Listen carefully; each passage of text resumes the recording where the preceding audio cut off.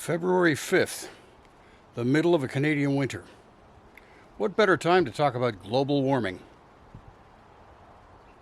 Insert fair use disclaimer here. And note that we owe a debt of gratitude to whoever came up with the fair use concept under copyright law. It allows people to critique propaganda, lies, and misinformation that might otherwise go unchallenged.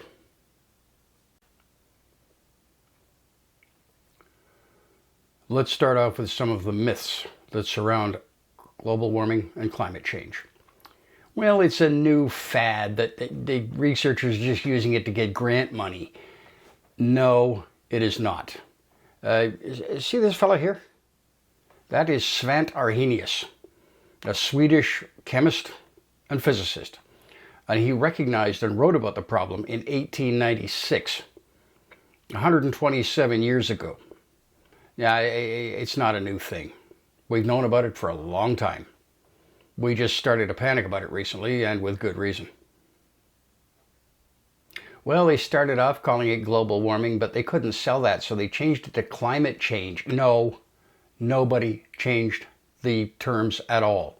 Global warming causes climate change. Global cooling would cause climate change. You put more or less energy into the atmosphere, into the sea currents, into the earth in general, and you're going to get climate change. It's that simple. Well, back in the 1970s, they were warning us about an ice age. No. That was just a quick idea that somebody threw out. The press ran with it, and everybody took it to heart and thought we were going to freeze our asses off. No, it was just a quick little thing that was debunked almost immediately. There is no coming ice age. Well, we don't hear about the ozone layer anymore. We don't hear about acid rain anymore. They were just fads. No, they were not fads. They were actual problems. The reason we don't hear about them much anymore is because we did something about them. Now, I have to apologize for the picture I'm going to show here, but, see this woman here?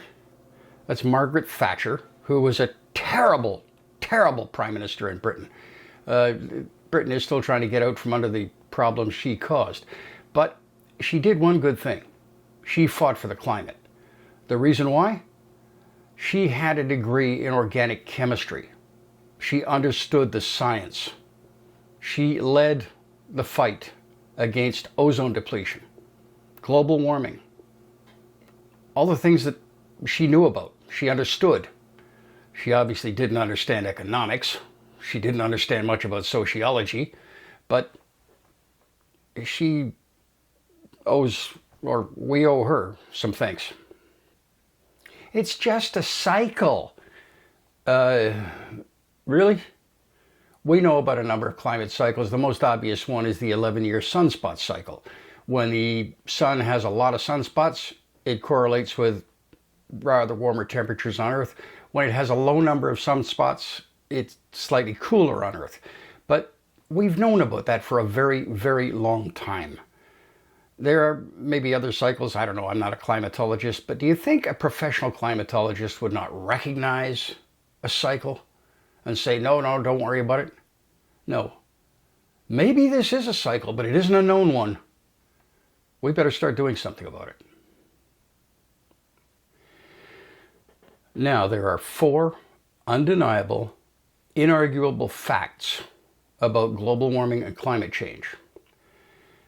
That may sound dogmatic coming from someone who's a skeptic, but I'm willing to take the risk of being dogmatic because this is something that could end life on Earth. These 4 facts do not depend upon heavy science, mathematics, physics, even climatology. It is empirical observational data that should be obvious to anyone with just average intelligence and a bit of life experience. The sort of experience you pick up just walking around out in the world. Fact number 1. The environment is the most important issue in the world simply because it is the world. Without it, we are dead. If you deny that, then you deny your own existence. It is this relatively stable environment in which we evolved and flourished. And yes, we evolved. Don't give me any problems on that. We did go through some environmental changes, various ice ages, genetic bottlenecks, things like that. But they did not happen while we had a world population of billions, many of whom, perhaps most of whom, are dependent upon modern science, modern technology, modern agriculture, modern transportation, and all the other things that make our lives comfortable, livable. People scream about the economy. It's going to affect the economy. No, it won't affect the economy.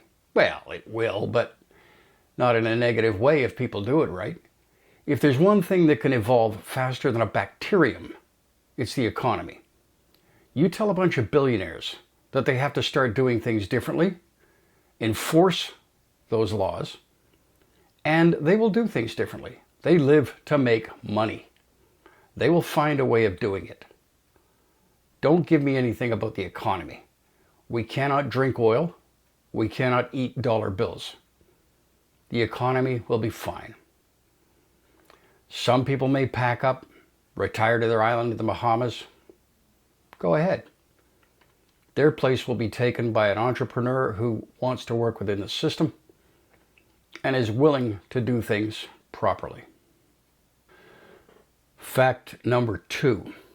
We have no way of knowing, no way of ever knowing, and no way of predicting how much damage we can do to the environment before it all falls apart.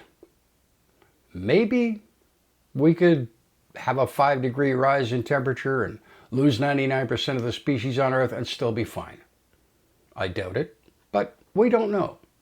But maybe, as I'm sitting here looking at this camera, somebody in Borneo could be wiping out a patch of rainforest and killing the last colony of a species of beetle that's going to cause a cascade effect and cause everything to come down around our ears. We have no way of knowing. The system is too complex. It's too interconnected. We cannot know. Fact number 3. If the worst case scenarios of global warming are true, and I'll grant that it's an if. As I said, we have no way of knowing and no way of predicting how much damage we can do. But if the worst case scenarios are true, we are dead. A runaway greenhouse effect would make us like Venus, where it's too hot for anything to survive. All life on Earth would die. If some of the lesser scenarios are true, we are still in for very serious changes to our lifestyle, our economics, everything we know. Do we really want to face that? As I said, it's unpredictable. Fact number 4. None of the measures being seriously proposed to alleviate global warming and the climate change that it causes, none of them will harm the environment. What's wrong with cutting down on greenhouse gas emissions? What's wrong with not polluting? They will not harm the environment. It doesn't matter if global warming and climate change is a misinterpretation of the data. It doesn't matter if it's a miscalculation. It doesn't matter if it's an exaggeration. It doesn't matter if it's an outright, barefaced, bloody lie. It doesn't matter. The environment benefits anyway. So why don't we err on the side of caution and do something? The risk is too great. I'm not a gambler. And if I was, I wouldn't gamble with the Earth's future. Anyone who does is a fool.